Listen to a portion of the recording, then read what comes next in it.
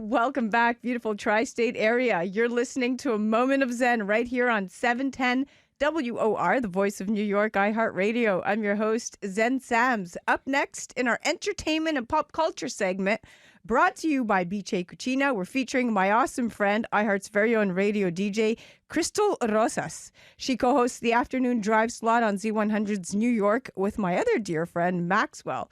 She's also infamously goes on a new date really every week in Manhattan and recaps her rendezvous in her weekly podcast, Crystal's Nightcap, which has been featured, oddly enough, in the New York Post and on air with Ryan Seacrest. She's a little celebrity herself. She doesn't even know it. And as a daughter of immigrants, she gives a unique perspective on the single life of a young woman en route to take over the Big Apple. Now, based on all the TVs and movies we've seen about New York City, we assumed that dating in the Big Apple is cool, modern, and glamorous. However, after discovering the insane dating conversations on Overheard New York and actually living here with plenty of single friends, I came to the conclusion that dating is in New York, of course, is just as bad as anywhere else. Now, Overheard New York is an iconic Instagram page that collects the funniest conversations that go down in New York. They have every topic from bagels to dogs, they're covered. But obviously, I focused on the dating conversation. And the result is that dating is completely out of whack in New York. Dating in a city of any size, of course, is a learned sport, but dating in this city, this takes a whole other level of dedication, patience, and as most New Yorkers know, practice. New York City is both the best and worst place to date because of its unlimited options and opportunities. And today, Crystal joins me in studio to talk about what it's like dating in the Big Apple and dating red flags you ought to know about. Welcoming now to the show is the incredible Crystal Rosas. Welcome, stunner. Wow, that was amazing, Zen. Thank you so much for having me on today. Absolutely. Okay, let's dive right in. So the Big Apple possesses a lot to deliver in terms of discovering and socializing. I mean, our metropolis is filled with bars and restaurants and rooftops and museums and concerts, displays, views at street art and the whole thing, right? But there's something to suit every person, right? And in addition, with 50% of the population single, there are plenty of opportunities to meet someone within New York City. What are the current trends in the New York City dating scene, Crystal, and what is your advice on the best places to meet cool people? Well, meeting cool people first could be anywhere. That's why we love living in New York, because you can just take a turn down the block and you'll find a cool new spot you probably haven't been to, meet different people with different backgrounds, dialects, cultures that you've never been exposed to. Some trends that I'm seeing are that the guys are a little tired of taking us out to dinner.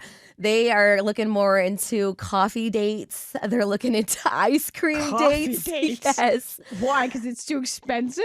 Yeah, and I do have to sympathize a little bit. Guys like to take us out, but if you're going to dinner after dinner after dinner and you're trying to go on multiple dates a week, like a lot of people do, then yeah, that could get really pricey if you're hoping the guy is going to pay for you. You're infamously known for these like dates every week. What are some of the common dating mistakes that people are making? Some dating mistakes people are making is the beginning trauma dump. That's what I've seen a lot. Is these guys are giving me their whole life story. And maybe I poke a little bit, but I definitely want to get to the root of a person.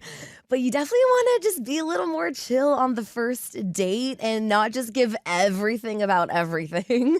It's true. And also you have to embrace the diversity. I mean, New York is a melting pot of cultures, backgrounds, and lifestyles. And I think being open to meeting people from different walks of life and embrace the diversity that the city offers is extremely important. And you have to be proactive. You have to take initiative in your dating life. I can't stand seeing people go, well, nothing's happening. Well, are you doing something about it? I mean, whether it's approaching someone in person or making the first move online, don't be afraid to step out of your comfort zone.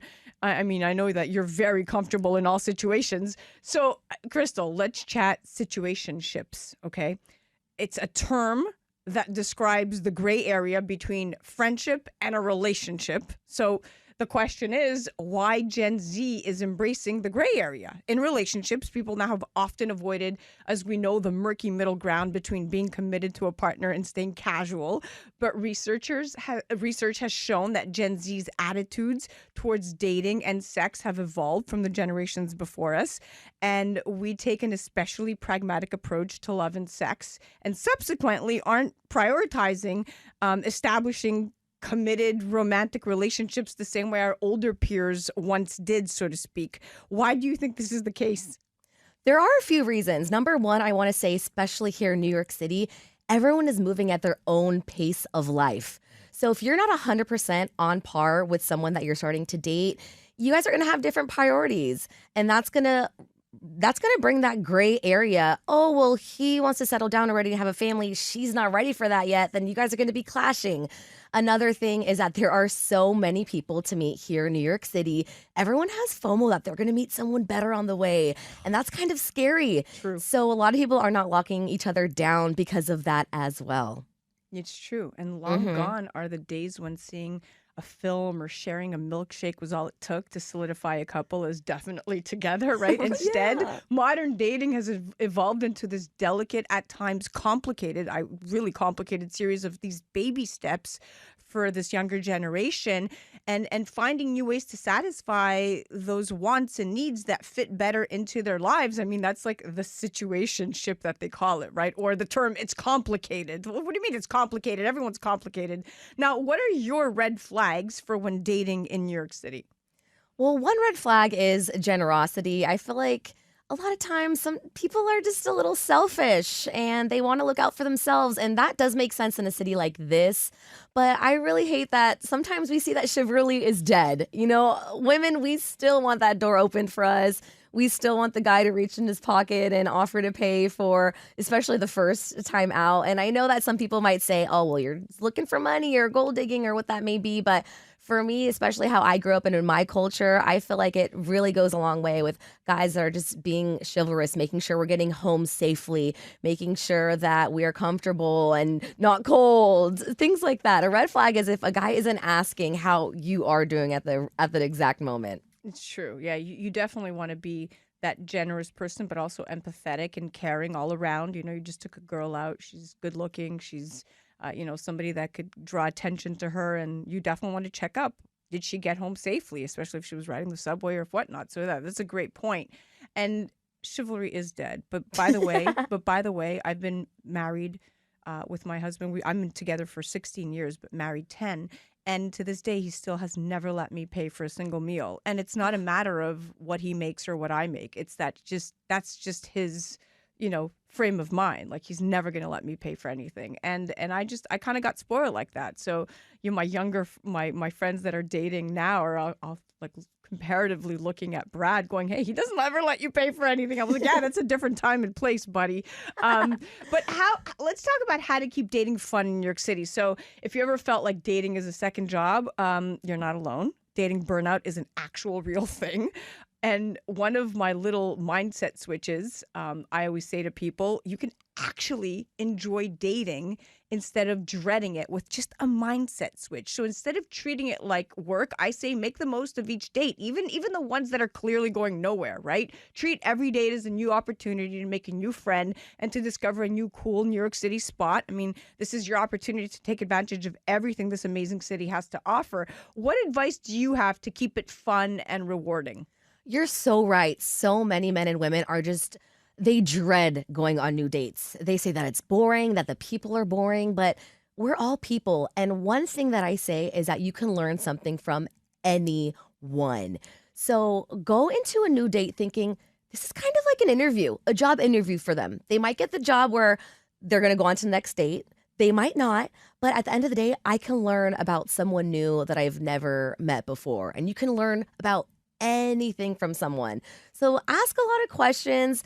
Get out of your box. If you're continuously dating the same type of guys, the same cultures, the same backgrounds, that's the beauty of living here in New York. You can meet guys and girls from everywhere around the world. I've gone on dates with people I didn't even know that culture or country existed.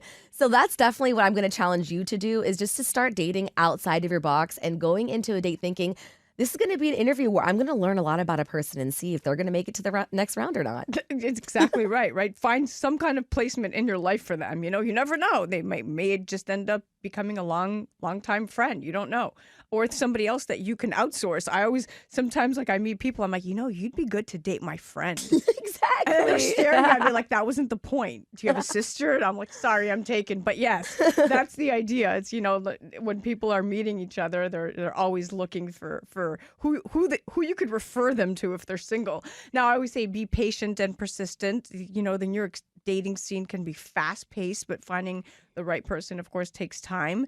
I tell people not to get discouraged by setbacks and keep a positive attitude, because there could be many setbacks. And of course, to your point, prioritize communication. Open and honest communication is key. Be clear about your intentions and what you're looking for in a partner. You know, this is not something that you could tiptoe around, because otherwise you're never gonna get what you want. Now, what are some tips for navigating cultural and lifestyle differences while dating in a diverse city like New York? That's a great question. You really, like you just mentioned, need to be open about what your boundaries are. It's totally fine to have boundaries. It's totally fine if the person you're dating likes to do certain things on the weekends with their family. Be open to it. Try it out. Don't be so closed off. That's the beautiful part about living in the world, is that we can try different things. If it's not for you, that's totally okay. But I wouldn't be so closed off about dating people from different cultures, because you're really just inhibiting your potential. You don't have to completely convert to something. You don't have to do things that you're not comfortable with, but do be open, because you never know. And you can really appreciate something that you've never learned or knew about just by trying it yourself. Yeah, I agree. I mean, listen, I'm Greek Orthodox. I grew up Greek Orthodox in Montreal, Canada, and I came here and I met my husband, who's over a decade older than me, and he's Jewish. And guess what? We've done great. We've defied all odds. Everyone was like, "Oh my God, this is never going to work." Greek and Jewish. He's like, you know, this is hard religion. I was like, no, it's only as hard as you make it hard. You know, I don't care how you pray to God. Just pray. Be a good person. Doesn't matter what your God looks like. Just follow the rules. Now, let's chat how to keep costs down when dating in New York City, because it's no secret that New York City is expensive. And we touched upon this earlier, but with the rapid rise in costs across the board, it's no wonder why people are looking for less expensive date ideas, you know, Infla-Dating, so to speak, especially in the city. What is your advice to combat Infla-Dating? Well, just realize that's actually an amazing term. Infla-Dating. Please use this on the show with Maxwell. Right? No, it is true. That is a huge problem that I hear when I'm talking to guys about dating, that they just feel they're constantly shelling out money. But women are too. I mean, it's really expensive to upkeep our hair, our makeup, our wardrobes. So let's talk about that as well. But be cautious of what you want out of a date and what fits into your schedule. A lot of people want to get drinks after work, but after work for me, I'm hungry. So I'm like, why don't we get an appetizer and share that instead? And if the date's going well, then we can get a drink or two. Usually it'll follow anyways. But just be cautious about the places that you're going. Be respectful and try not to over order. And I think that it's not a problem to try to do something that's not too costly, especially on the first date. And if you think that person is worth something that you want to splurge on, go ahead. But you can get to know each other on a simple walk. I've done some Central Park walks that led into food or led into a nice night out. And that's totally fine too. Yeah, and you can pregame it. You know, if you're like nervous, you can just like have a glass of shot wine or two. On the train. On the train, in the flask. Just feel like, yeah, you know, I just loosened up. Or you could just have an edible or a gummy. You know, there's total rec stuff available now. But yeah, you could just totally take the edge off by doing something to just take a little bit of your nerves away, right? So I always say, just figure it out, listen to music, do what you got to do, but don't go into that date with all the baggage from the day you had at work or the issues that you're having. So you want to be extra cheap, just bring your date to your mixer at work, and there's cocktails and appetizers there. Okay, imagine. Listen, it was amazing chatting with you. You are incredible. Let's do this again.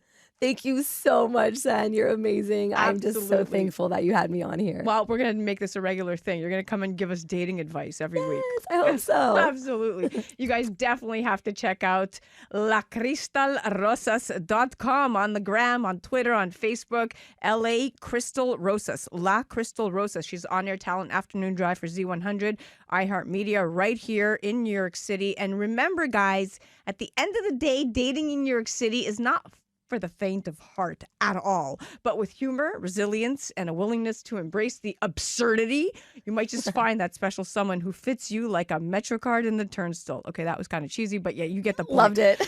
Now, before you leave for your date, no matter what city you live in, you should always, and I mean always, tell a friend when and where you're going to be meeting someone for the first time. And honestly, every time after that until you feel totally comfortable with this person. Also think about granting friends and family members access to your location. Extremely important with everything going on in this crazy world. Definitely want to make sure that you're sharing your location. And remember, finding the right person may take time, but staying true to yourself and being proactive will increase your chances of finding a fulfilling relationship right here in the Big Apple. You're listening to A Moment of Zen right here on 710 WOR, the voice of New York, iHeart Radio. We'll be right back after this.